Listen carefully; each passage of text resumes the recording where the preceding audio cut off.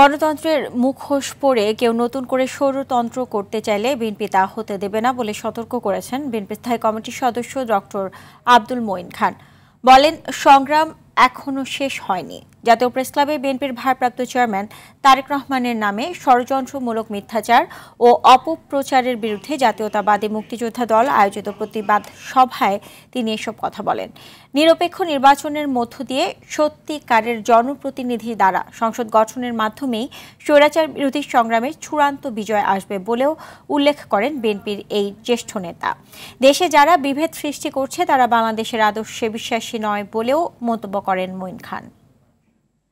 একটি কথা মনে রাখতে হবে, গায়ের জোরে বন্দুকের গুলি দিয়ে, জেল জুলুম জরিমানা মিথ্যা গায়েবী মামলা দিয়ে, কারো একজনের মত আরেকজনের উপরে কটু কথা দিয়ে, রাজপথে অন্যায্য আচরণ করে একজনের মত কখনো আরেকজনের উপরে দেওয়া যাবে না। আমরা সেই প্রক্রিয়ায় আমরা বিশ্বাস